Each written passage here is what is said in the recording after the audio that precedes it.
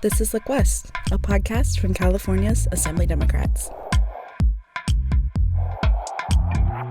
California's Assembly Democrats have authored some amazing new laws, and they're now in effect, and they're already having an impact on people's lives.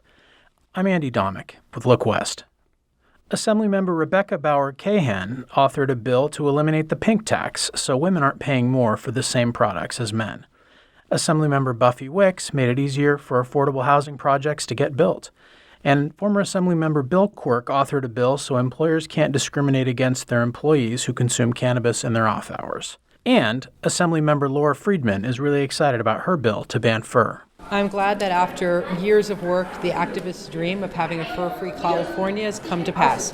We are still allowing fur from domestic animals like sheep and cows, but no longer will wild animals be trapped and killed just for their fur. Assemblymember Reggie Jones-Sawyer has a historical perspective about his bill to make Juneteenth a state holiday. As a descendant of one of the Little Rock Nine, one of the 9 kids integrated Central High School in 1957, I never thought I would be able to do historic legislation that would not only honor, but show the struggle of black people here in America. I feel like I've gone full circle from what my uncle did with the 9 kids to integrate Little Rock Central High, to ultimately integrate all schools. And that now one of their descendants put a bill through that will recognize when African Americans in Texas were finally free. Assemblymember Phil Ting's bill made a very common practice legal. I think it's so great that AB 2147 is now allowed because we all have the freedom to walk. And at a time when we have significant climate change, we're trying to encourage more people to get out of their cars, more people to walk, more people to bike, more people to take transit. I can't imagine a greater disincentive than somebody getting a citation for simply crossing the street when no one's around. And unfortunately, when we were doing our bill, we heard story after story that people were getting citations when they were simply crossing the street, no cars anywhere, no traffic anywhere. And it really begged the question as to the purpose of these tickets. If the purpose of the ticket was about safety, obviously AB 2147 continues to allow officers to cite people if this is a dangerous situation. But if they're just simply crossing the street without any safety hazard, then they're free to do so. I think we think that's a really good policy. Assemblymember Chris Holden's bill, also now in effect, will protect fast food workers now and into the future. Well, first of all, I'm really appreciative of the governor last year signing AB 257, the fast food worker bill that was designed to create greater protections, workplace protections for fast food workers, to safeguard against wage theft, to create opportunities of safety in the workplace, take away the concerns or fear of retaliation. So that bill is very important, and also looking at the future and how wages would be adjusted going up to create more of a living wage for these workers who rely on this income like never before. College students, once upon a time, we all would probably have a job working at a McDonald's. But that always seemed to be a little extra money. These families need the money now because they have to keep a roof over their family's head. They have to have more than one job to be able to do that. And so it was really important that the time that they put in, they can feel that they're safe in the environment and that they are being properly compensated. Assemblymember Mia Bonta's bill, now law, is a victory for women and birthing people in need who come to California seeking reproductive services. Today we have AB 2091 going into effect, which will ensure that when women and birthing people are coming from other states, they will have the protection and the privacy that they need to ensure that they get quality health care and abortion access, which is so crucial right now when we are suffering so greatly in terms of what is happening in this nation in terms of protection of our most human basic rights. And Assemblymember Evan Lowe is proud of the legislation that he authored that took effect this year. I am incredibly excited about a number of bills that have gone into effect this year. The first one, as we're just coming off the heels of the recognition of celebration of the Lunar New Year, California was the first state in the nation to recognize Lunar New Year as an official state holiday. And of course, the significance of this is the large population of Asian Pacific Islanders, but to recognize and uplift a community, especially during a time in which there's been an increase in stopping Asian hate, or the efforts to stop Asian hate because of the prevalence of the attack on Asian Pacific Islanders in our community. while also the unfortunate events of Monterey Park and Half Moon Bay of the shootings. So the AAPI community could really use some assistance in being uplifted, and this is an incredible opportunity to do so, and we're so grateful for this effort by the legislature and signed by the governor in recognizing Lunar New Year as an official state holiday this year. Secondly, I'm also proud of our previous legislation to make bereavement leave a protected type of effort for workers. Specifically, and it was strange to me that we did not have any bereavement leave protections in the state of California, which is to say oftentimes, well, unfortunately I'd say hopefully not terribly often, but in which we may find our circumstance in which we need to take care of family or circumstances impacted by loss of a loved one. And so this helps to ensure that we have bereavement leave protections in the state of California, and that every individual should be provided the protections should they need to take time to grieve. And those are bereavement leave protections in the state of California that went into effect and previously we didn't have on the books. So I'm very proud of that fact as well too, that California can help lead in recognizing the circumstance of everyday workers. And especially with the impact of COVID, we realized how important it was to have empathy for everyday workers as well too. Moving into the future, I'm excited about two other pieces of legislation. One is on Assembly Constitutional Amendment 5. We call this ACA 5, which is to repeal Proposition 8. Proposition 8 in 2008 eliminated the rights of same-sex couples to marry. That passed and is in our state constitution.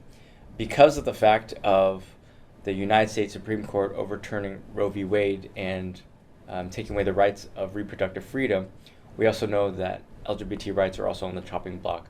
So it's imperative and timely that we repeal this language from our state constitution. And this will be a bipartisan effort that we're going to move through the legislature to help ensure that we reflect the values of everyday Californians. So that's a statewide effort that will require 2/3 of the legislature to vote for it and to pass. And then should it pass, it will go before the voters in November 2024 as well. So we're looking forward to that opportunity. And then the second heavy lift is that on a proposal that I've introduced previously, which is the 4-day work week. This is not a new concept. Many other companies are embarking on this work week of flexibility. And what's important is that we reimagine the workforce and that we provide an opportunity for individuals to be effective, efficient in their daily lives, but also attending to things that come up in everyday parenting and other obligations that make life what it is. And of course, because of COVID and working from home, we realize that individuals can do their work in effective ways. And so this is an opportunity for us to continue that conversation and exploring what a flexible schedule would be. We recognize flexibility is paramount to workers' desires, and this helps in that conversation on a 4-day work week. So we'll continue on those efforts on understanding the unique challenges, the implementation of 4-day work week, but I'm excited about this opportunity to continue to have conversations about flexibility with the proposal of a 4-day work week. Assemblymember Lowe isn't the only one looking to the future. Assemblymember Holden had some thoughts on his priorities for the year.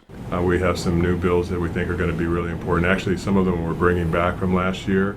One is dealing with solitary confinement to make sure that California is moving forward in a way that is making sure that people who are being incarcerated and when they are put in solitary confinement, that the standards and rules are such that it limits the amount of time that they're in there per day, not to exceed 15 hours in the course of a day.